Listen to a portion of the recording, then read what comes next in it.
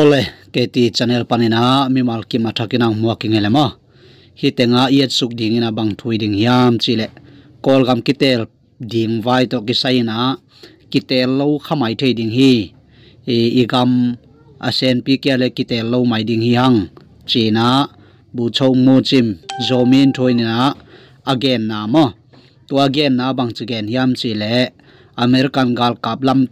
kap te pen yakhai pi ne no lam mo to kinai lama gal kap teng pai ding chi dan zai manina to hangina ikol gam to dana gal vaya buaina ina izen le kitel na pen ki holding hi china again na tom no khat ngai sung ne lama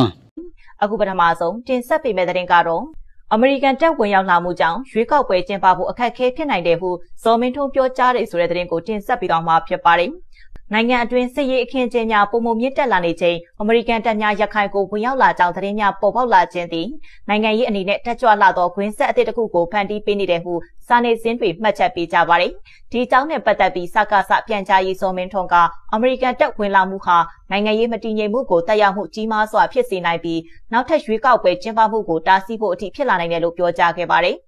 သူကမိတ်ဆိုရာမှာနိုင်ငံတကာအင်အားကြီးတစ်ခုဖြစ်တဲ့အမေရိကန်ကစစ်ရေးအခြေခံစခန်းတွေကိုမြန်မာနိုင်ငံနယ်နိမိတ်အနီးမှာတိုးချဲ့လာတာဟာနိုင်ငံရေးအခြေအနေကိုအယံပြင်းထန်စေတယ်။ဒီလိုအချို့ဒေသတွေထဲဝင်လာတဲ့အခါစစ်အုပ်စုဘက်ကလည်းတိုက်ခိုက်မှုတွေတိုးလာနိုင်တယ်။ဒီလိုအခြေအနေအောက်မှာရွေးကောက်ပွဲပြုလုပ်ဖို့ဆိုတာအပြင်းအထန်အခက်အခဲဖြစ်လာနိုင်တယ်ဟုပြောကြားခဲ့ပါတယ်။ဇော်မင်းထွန်းကထပ်ဆင့်ဖော်ပြခဲ့တာမှာရွေးကောက်ပွဲဆိုတာတည်ငြိမ်တဲ့သဘောတရားပေါ်မှာသာဖြစ်နိုင်တာပါ။စစ်ရေးသုံးသက်ချက်နဲ့နိုင်ငံရေးတုံ့လုံမှုတပြိုင်နက်တည်းမှာပြည်သည့်အဖွဲ့အစည်းမဆိုအလုံအလောက်လုံခြုံမှုမရနိုင်ပါဟုပြောခဲ့ပါတယ်။ဒေသခံသတင်းအရအမေရိကန်တပ်များကိုမြန်မာနိုင်ငံအနီးမှာမြေပြင်လေ့ကျင့်ရေးလှုပ်ဆောင်နေကြတာအပြင်အချို့ဒေသတွေမှာစစ်ရေးကူညီရေးအဖြစ်စစ်ဆေးရေးနယ်စပ်တွေထဲဝင်လာနေကြတယ်လို့ဆိုပါတယ်။နိုင်ငံရေးသုံးသက်သူအချို့ကလည်းဇော်မင်းထွန်းဤပြောကြားချက်နဲ့ထပ်တူကိစ္စရှိကြပြီးနိုင်ငံအတွင်းစစ်ရေးပြဿနာမတည်ငြိမ်သေးချိန်မှာရွေးကောက်ပွဲကျင်းပခြင်းဟာနိုင်ငံရေးအနာဂတ်အတွက်အန္တရာယ်ဖြစ်နိုင်တယ်ဟုအသိပေးကြပါတယ်။ ole tuina ingai suk dingina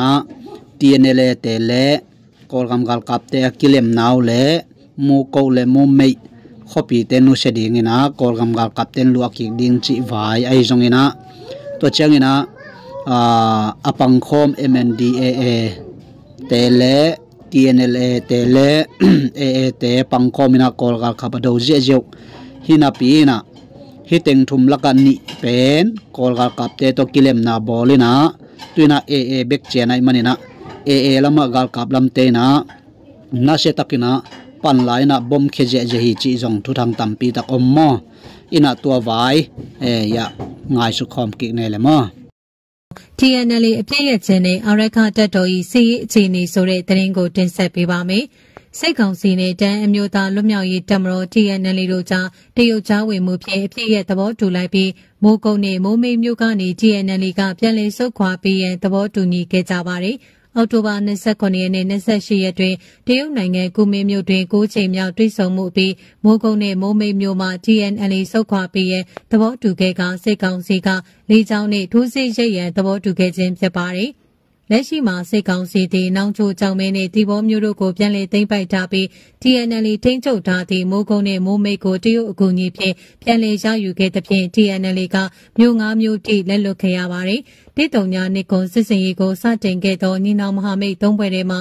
MNDAA နဲ့ TNL တို့သည်စိတ်ကောင်းစီနှင့်အပြည့်ရထားပြီးဖြစ်၍လက်ရှိတွင်အာရခတပ်တော်တပ်ဖွဲ့တွေကတိုက်ပွဲဖော်ဆောင်နေသည့်အနေအထားတွင်ရှိပါတော့တယ်။ရှမ်းမြောက်တွင်တိုက်ပွဲများရပ်တန့်သွားခြင်းကြောင့်စစ်ကောင်စီအနေဖြင့်အခြားစစ်မျက်နှာများတွင်အင်အားသုံးတိုက်ခိုက်လာနိုင်ပြီးအထူးသဖြင့်အာရခတပ်တော်ကိုထိုးစစ်ရှိန်မြင့်လာနိုင်သည်ဟုစစ်ရေးစောင့်ကြည့်သူများကသုံးသပ်ကြပါသည်။ရခိုင်စစ်မျက်နှာဘက်ကိုစစ်တပ်ကစိတ်တိုင်းကြပေါ်စိတ်လွတ်ကိုလွတ်တိုက်လို့ရလာပြီးအခုလောလောဆယ်အရေးကြီးနေတဲ့စစ်မျက်နှာဆိုရင်တော့ရခိုင်တောင်ပိုင်းပေါ်သူတို့ရွေးကောက်ပွဲလုပ်မယ်ဆိုတဲ့အန်တောင်ကုတ်တန်တွဲကွာအဲ့ဒီဘက်ဒီမှာလေချောင်းရောရေချောင်းရောတိုက်ခိုက်မှုတွေရှိလာနိုင်ပြီးတော့ရေထဲကနေပြီးကန့်တက်တဲ့အထိဖြစ်လာနိုင်တယ်ဟုစီရီယန်တပ်အရာရှိဗိုလ်ကြီးစင်ရောကသုံးသပ်ပါတယ်ရခိုင်ကမြို့နယ်10ခုတွင်ရွေးကောက်ပွဲမကျင်းပနိုင်ကြောင်းစစ်ကောင်စီကကြေညာထားပြီးအာရခတပ်တော်သိမ်းပိုက်ထိန်းချုပ်ထားသည့်အန်တောင်ကုတ်တန်တွဲနှင့်ကွာမြို့နယ်တို့ကိုရွေးကောက်ပွဲမလုပ်ဟုမပြောထားသဖြင့်ထိုမြို့နယ်များကိုပြန်လည်ထိန်းချုပ်နိုင်ရေးအင်အားသုံးလာကြောင်းစီရေးအကဲခတ်တို့ကသုံးသပ်ကြပါသည်